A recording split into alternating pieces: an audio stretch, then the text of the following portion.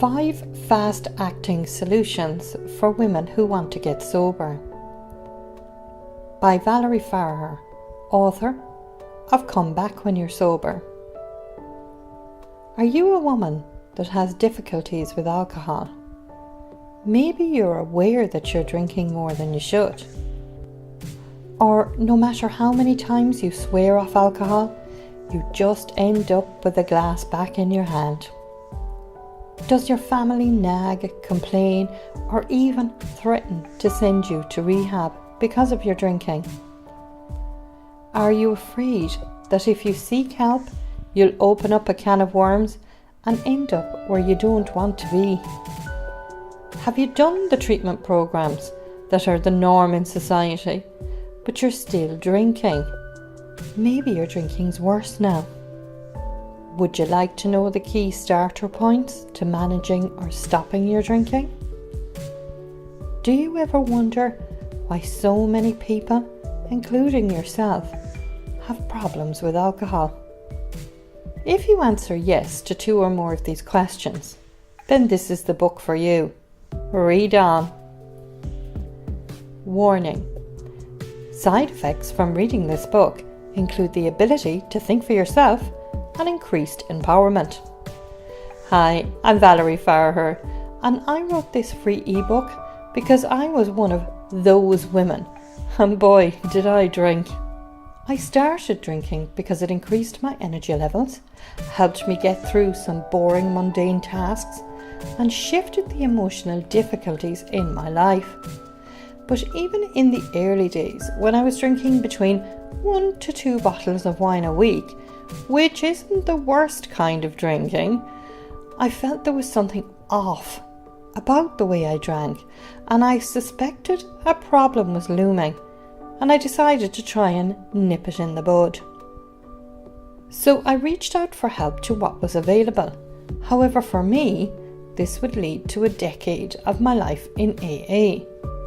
In that time, I completed 4 stints in residential rehab that totaled almost a year away from my home and family, and all that happened was that I got worse. I went from being a regular normal wife and mother with a mild to moderate drinking problem to an unemployable, morbidly obese, full-blown, physically addicted, suicidal alcoholic. I was up to my eyeballs in hidden debt, with no one to turn to for help, without having the drinking thrown back in my face. So how on earth did that happen, I hear you ask? You were in treatment, shouldn't you be getting better, not worse? After reading this book, you will understand why traditional addiction treatments don't always work or fit the needs of support that women need in order to get their drinking under control or stopped. This is based on scientific and psychological evidence, and I've also thrown in my own tuppence worth, so you will have directions and starting points to work from before you finish the book. You will have fire in your belly and hope in your heart, and be on your way to living a life free from alcohol, free from shame and guilt about your drinking, and you will start to gain peace and control in your life on your terms. So, why should you listen to me? I've had 10 years experience of going through alcohol treatment services that were unsuitable for me, and many women like me. I know what it feels like to be afraid of yourself and your own behaviour. I know how it feels to constantly have people point out your flaws and then explain to you in great detail why you're so screwed up. I know how it feels to step outside of the norm and speak my mind only to be shot down with shame and humiliation. I know the pain of being a failure and believing you're the worst person in the world. I have, of course, now found all the opposites to these feelings, that I will talk about a little later. I finally started to get some support outside of the addiction treatment world, and I grabbed onto it with both hands. I then, over a 2-year period, created my own recovery program that was unique to my needs and that could fit around my family. I never knew there was other ways of getting off alcohol, because for those 10 years I was in a one-way system. I found all the solutions to quitting the booze in the most unusual places and became obsessed with learning them, simply because I thought I had stumbled across the cure for addiction. I began to study and research alternatives to a traditional addiction treatment, and the results made me laugh, cry, scream, shout, and jump for joy. So basically, I spent 10 years learning how not to get sober, and now I spend my time learning how to get emotional female drinkers sober or managing their drinking. This has now become my life's work, and my job is to speak up for women that don't fit this system and provide toolboxes for them and their families to use. My story. I developed an alcohol problem after the birth of my 4th child. I had postnatal depression, but I wasn't aware of this yet. Over time, my drinking started to become problematic and interfere not only in my life, but those around me. So I was happy to accept help when I found it. However, I had no guideposts for treatment because I didn't know anyone that needed to get sober before, and I didn't know how it went. So I just accepted everything as truth. This was my first mistake.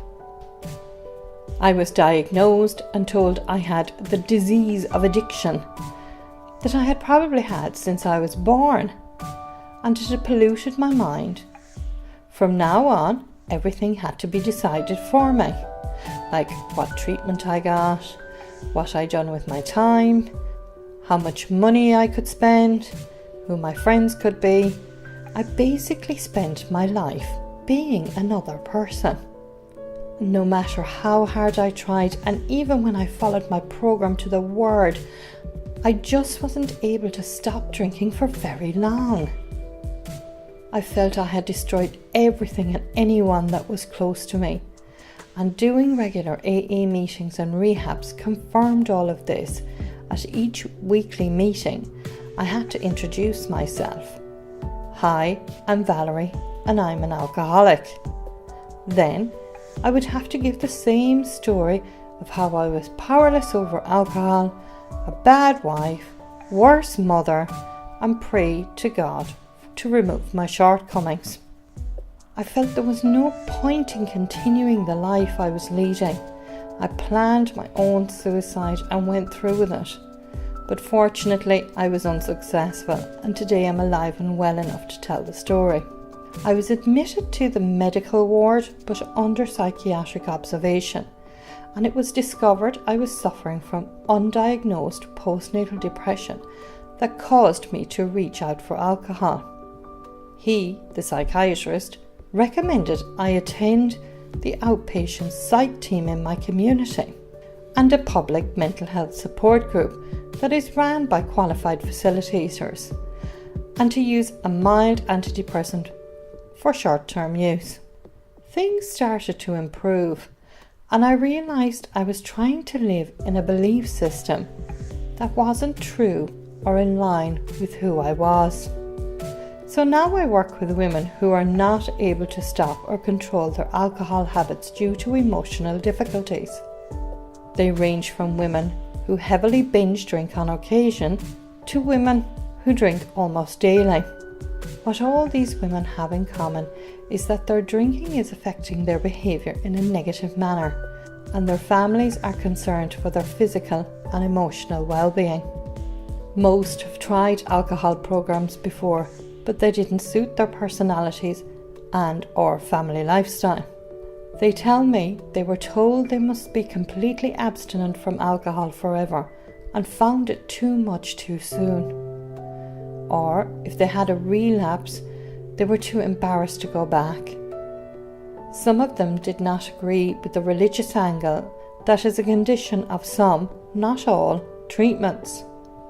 Other women have never sought help, with the exception of a quick Google, because they have old thinking behaviours about alcoholism and fear rehab.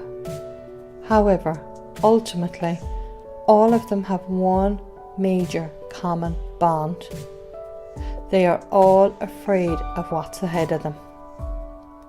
These women and their families are now seeking support to help manage their drinking and create better mental health and lifestyle choices. Now, before I tell you anything, I need you to know that if you're struggling with a difficult drinking problem, you need to know there is nothing wrong with you. I'm going to ask you to open your mind. This is your life we are talking about. Your future, your children's future, or family's future. And I need you to fight for yourself. I can assure you, and I need to be clear, and you need to understand this. No one is going to do this for you. No one is going to walk your path, or think your thoughts, or learn by your mistakes. No, only you can do this. Only you can change your mind, alter your views, and live your life. If you allow others to do these things for you, then you may as well walk away from this book now. Because this is for women who don't want to be told how to think, feel, act, dress, walk, talk, and everything else. The dual diagnosis issue. If you fall over and break your leg, an ambulance comes and brings you to hospital. And the doctor looks at you in the bed and says, "Well, it looks like you've broken your leg, but an x-ray will diagnose it." However, you were drunk when you fell, and you're still drunk now, so I can't do anything until you're sober. I'm discharging you, and I want you to come back in 48 hours, and we can then fix and set your leg. If this happened to you, how do you think you would react? Well, this is the norm for people who seek help in the medical world for alcohol abuse. So let's look at another issue. Let's say that same person didn't have a broken leg, but a broken heart. What if that woman has been drinking a lot because she had recently lost her job through redundancy and her self-esteem was hurt, and now she gets bad bouts of anxiety? Maybe it's a woman that's lonely and feels unappreciated at home by the very people that she cooks, washes and cleans for. Or maybe a woman could be drinking because of a hormonal issue that is creating depression, and she is using alcohol to keep her mood slightly elevated to stop her from lying down and dying. Now, all of these women have very valid reasons for using alcohol. However, if the alcohol isn't fixing the problem long term, then there will be a bigger fallout in the long term. It's very true that the problems can resolve themselves and that the women will stop drinking in time, and that too often happens. Actually, sometimes when families intervene too soon, they can upset the natural order of the drinking pattern by creating blame and shame and creating more pain, resulting in more drinking. This is very common in the depressed woman who drinks to feel better about herself. Okay, back to our story. Well, what if these women went to the very same hospital and said, "You know what? My life is upside down and alcohol is creating lots of physical and emotional problems, but I can't stop. Can you help me?" You'd be thinking, Good for you, girl. Get your life in order. However, that wouldn't be the reality of what would happen. She would be told to come back when she is sober, and then they could help her. Yes, I hear you exclaim. Wait, what? But she's drinking because she can't get sober. If she could get sober, she would have done it already. And this is the very same if she was going to a residential rehab or seeing a psychiatric team. If you're not able to stop drinking, you're not getting in. Unfortunately, that's the system. And it works. Well, pretty shite. The way I see it, there are 4 prongs to healthcare in this world right now. The medical approach. The medical approach is about saving the life with medication and surgery. Doctors in trauma units are there to fix you up so you are still breathing, and rightly so.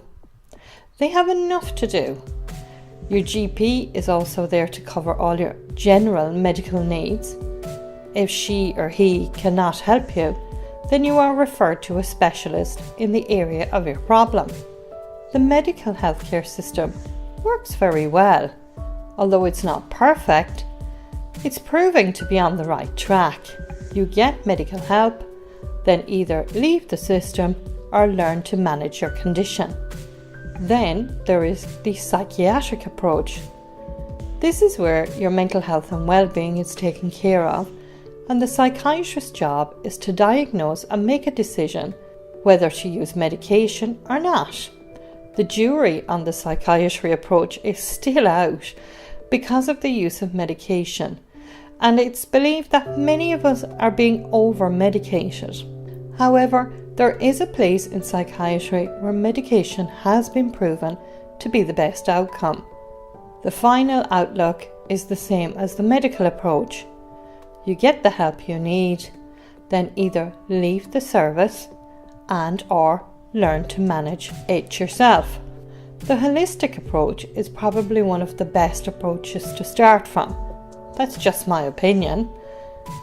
And it looks at the lifestyle and everything that touches and or surrounds the person, from what goes into the body, nutrition, to how the person thinks about themselves, psychotherapy. And the holistic approach recognises that a person does better when they make their own choices.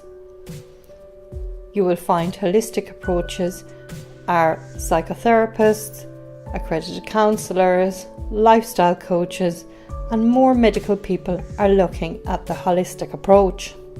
The addiction treatment. The addiction treatment services usually provide a method called the 12 Steps Minnesota Method. They believe addiction is a disease you may be born with or develop, and the cure is admitting you're powerless over alcohol and only God can fix you.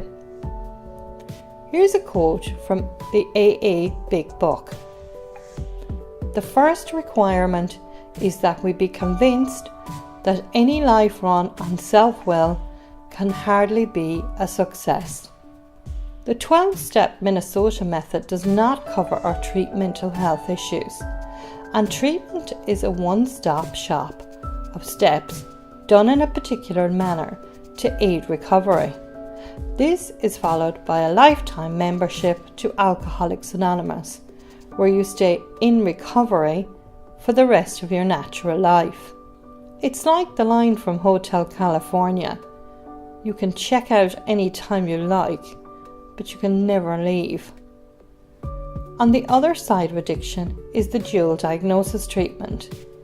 They believe that people develop addictions because they have underlying mental health issues and or lifestyle difficulties. They approach treatment from a biopsychosocial model of care. This means they look at the person's genetic makeup and family history, their mental health, and who they have in their lives. They work from a holistic angle, with psychiatry in the background, in case it's needed. Now, you may be asking yourself, well, why don't we just make medical, psychiatry, addiction services and holistic services work together to ensure people get the proper help they need? And the answer is this. Good addiction treatment makes a lot of sense, but it doesn't make a lot of money. Solution 1. Just decide. Once you have done this, you're over halfway there. Yes, just making the decision to do something about your drinking will improve your life considerably. Well, this is something you might already know, but like Alice in Wonderland says, I give myself very good advice, but I rarely ever take it. Why is it that we, including myself, do this a lot? Well, I feel it is in a few parts. Procrastination. We say things like, on Monday I'm going to, or as soon as I get the money I'll, and the list is endless. So it's time to stop thinking about what's ahead that will stop you. There will always be a birthday, holiday, Christmas, wedding. So just do it. Putting others first. Again, we feel we don't want to detox or be in a bad mood when we are craving alcohol, when there are other things going on for other people. We know that we will need to rest more in the early days and say things like, but I have so much housework, or my boss won't give me time off, and I can't let the team down. By not putting yourself first, you're actually letting them down. So what? Your family has to clean up after themselves for a few weeks. Oh my God, they'll never survive. Fear. This is the biggest and most common when we need or want to change something.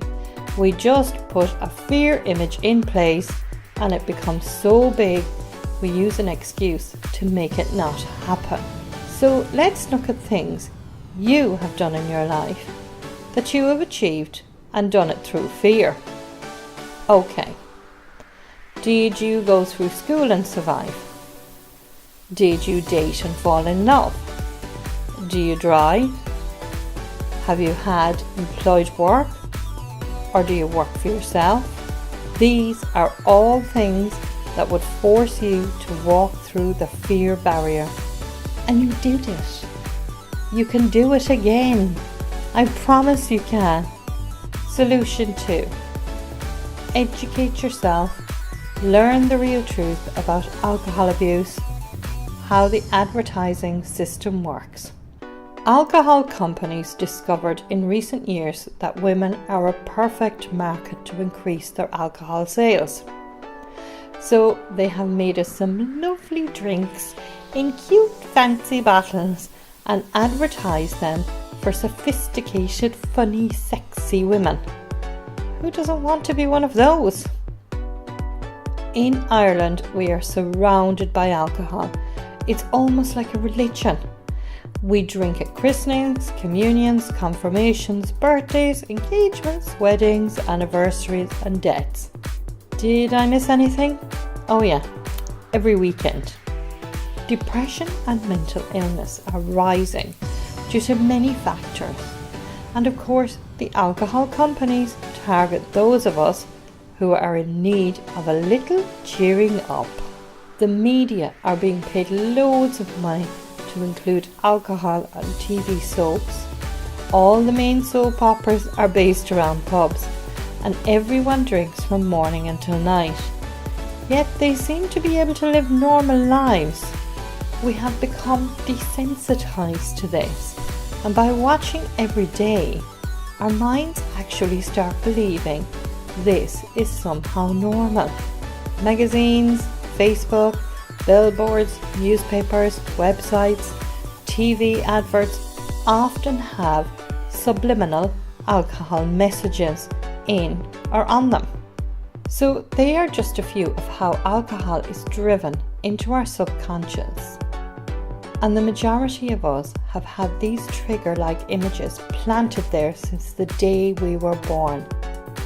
So, unless you bury yourself under a stone and have your brain wiped, then you are going to have to find ways of dealing with them.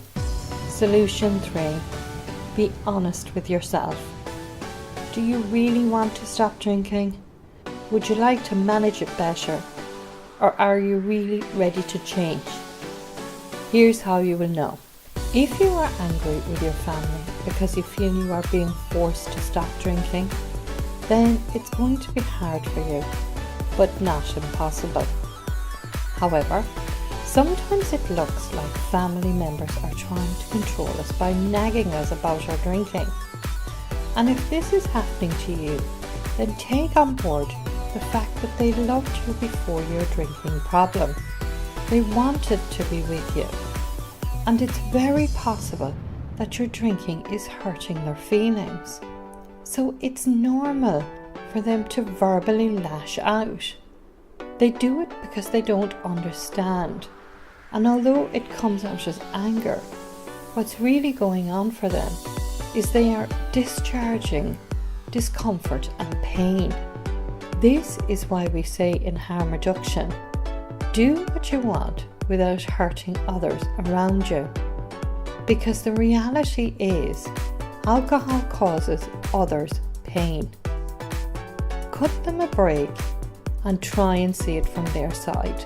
Do you get a lot of enjoyment out of drinking? Is there a lot of laughter when you drink? Are the only things making you want to stop drinking the hangovers, cost, or negative health consequences? Then you need to look at managing your alcohol intake better. This can be done by a simple harm reduction course and support. Solution 4. Eat good nutritious food and use vitamins and minerals to optimize your health. Okay, let's imagine you have a beautiful horse that you got free as a birthday gift on the day you turned 18. You fell in love with this horse and noticed it was a really fast runner when it was let into large acres of land. So you decided for fun to let it run in a local horse race, and within the year your free horse was valued at 10 million euros and was guaranteed to give you 2 million a year. How would you ensure that that horse got everything it could to maintain a happy, healthy life and be able to earn the 2 million a year? Here is where the problem lies with us as humans. We don't value our lives. We don't think that we are worth 10 million euros. And the fact is that we're invaluable. We cannot put a price on our health. So why do we not get enough nutrients in our body? Well, let's look at the good eater. Let's say you have a fairly good diet, you don't overdo it on the fats and the sugars and the processed foods. Did you know that you can still be deficient in essential nutrients?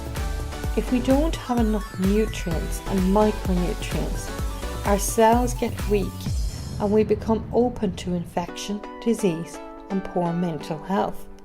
So why do good eaters sometimes suffer from poor health?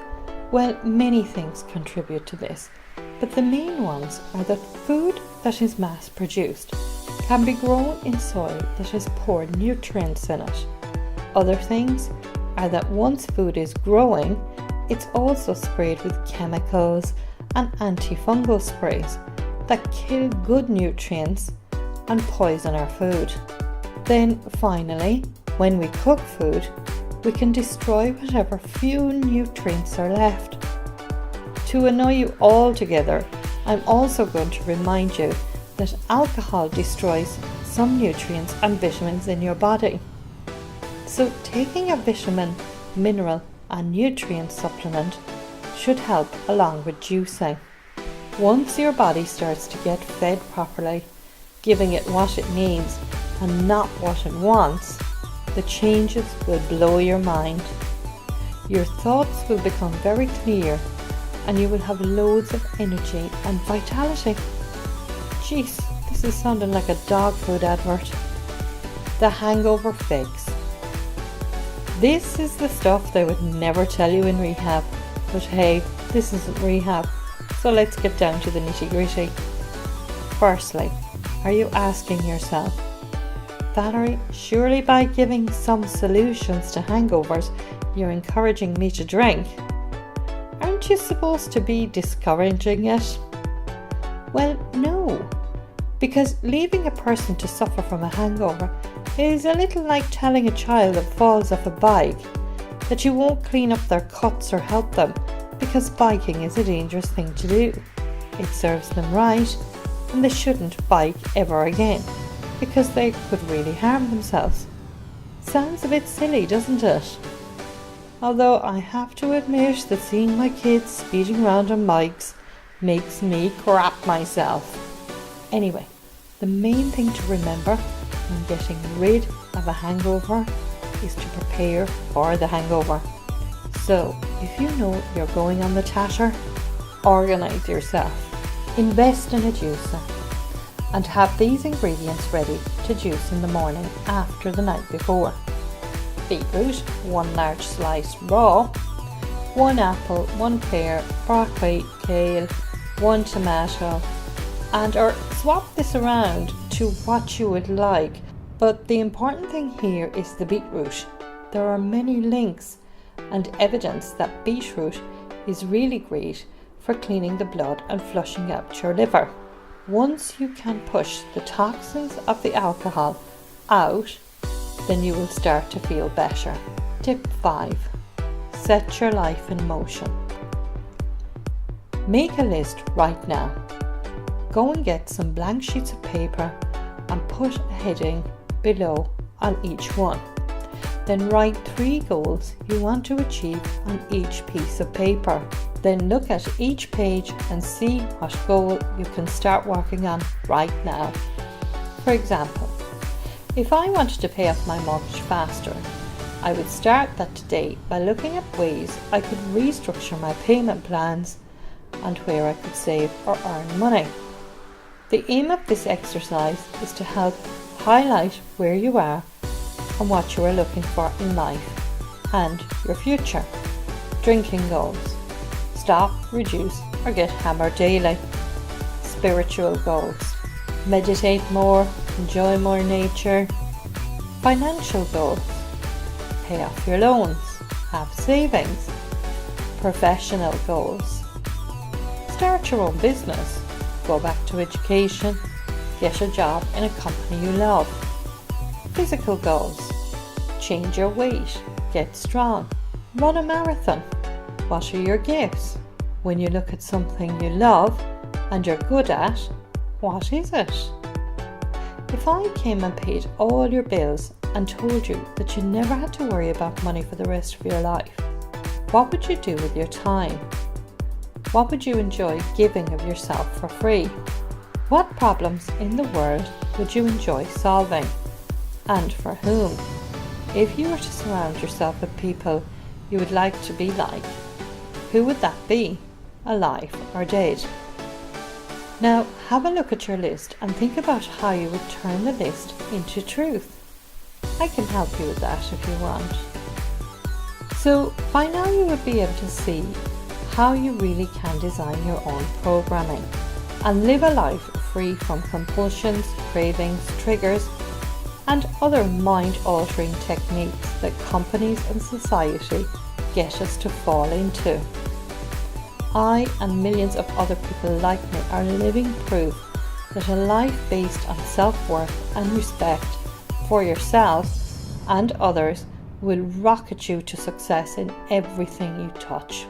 You start to feel good about who you are when you see that you don't have to conform to a system. You become free.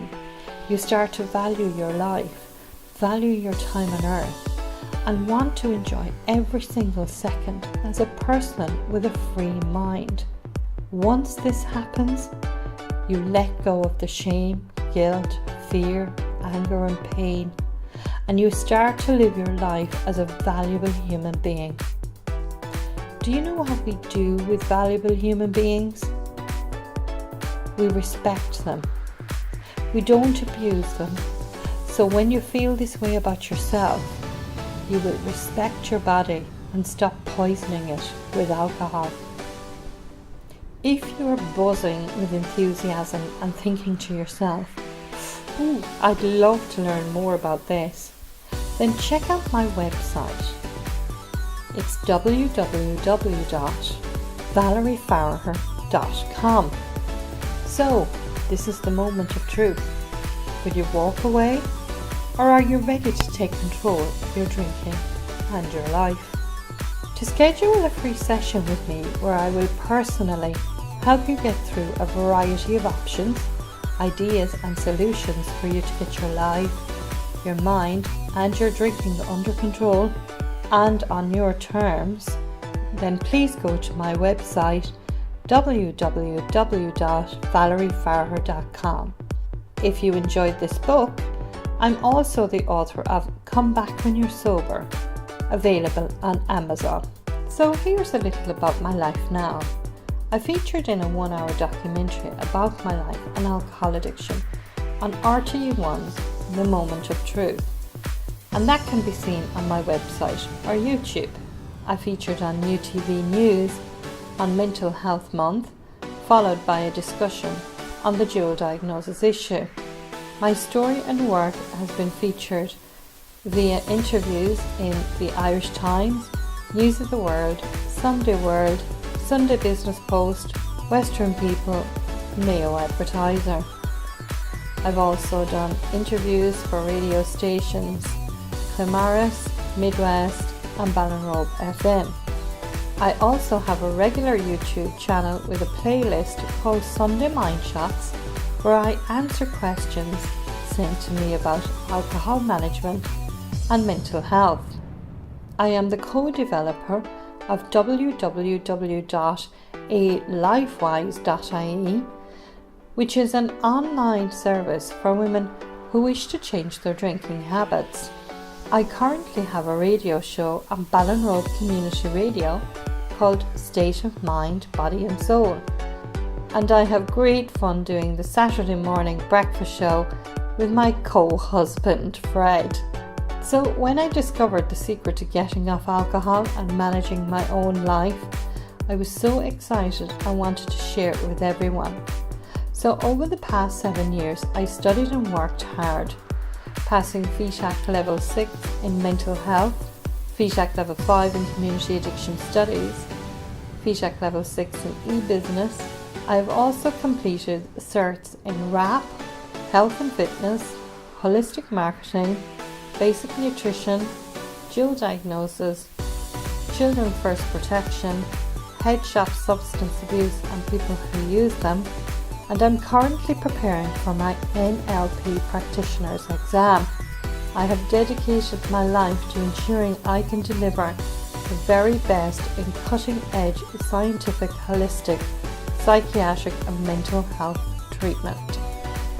Once again, to schedule a free session with me where I will personally help you go through a variety of options, ideas and solutions for you to get your life, your mind and your drinking under control on your own terms, please go to my website www.ValerieFarragher.com.